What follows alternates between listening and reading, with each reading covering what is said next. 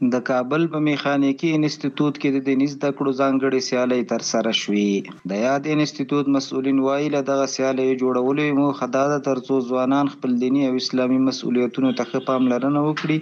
او د دوی ترمنځ سالم رقابت رامنځته شي. په دې سیالیو کې 1500 کسانو ګډون کړی و چې د غوره مقام ګډونکو ته به ډالۍ ورکړل شي. این امتحان به خاطر یک رقابت فقهی و مسائل فقهی تدویر شده از طرف کمیته فرهنگی ما که در سابقه ها رقابت ها و مسابقه ها قبلا وجود داشته با سیرت پیامبر صلی الله علیه و سلم و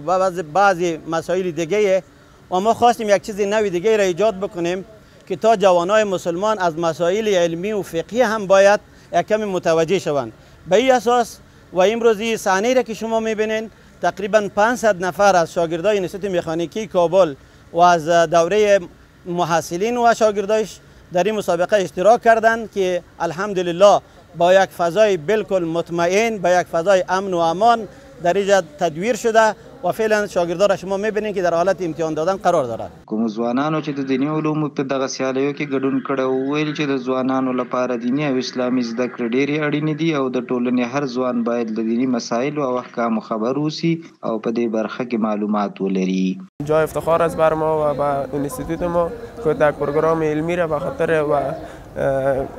مهیا ساخته به خاطر ازمی که خود ازمی یک حکم شرعی است که در هر جای که آدم تعلیم میکنه باید از تمام اصول و قوانین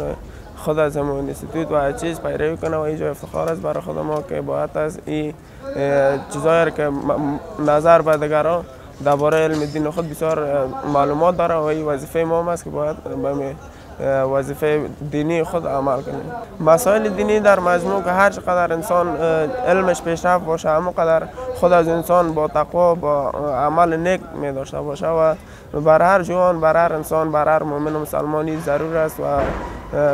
واجب است که باید از درباره دین خود باید معلومات کافی داشته باشه تا که در یک جای به مشکل دیگر برنخورد.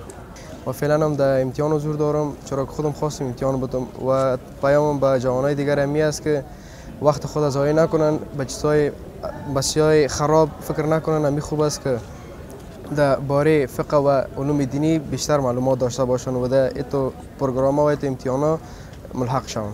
د یادونې وړ ده چې د کابل په میخانیکي انسټیټیوټ کې د بیلابیلو فني او حرفوي زده کړو لپاره په عملي او نظري توګه ښه زمینه برابره ده. د یاد انسټیټیوټ مسؤلین وایي چې د ځوانانو د ذهني پیاوړتیا او د هغوی د اسلامي روزنې په موخه د دیني زده کړو لپاره هم بیلابیل اغیزمن پروګرامونه لري.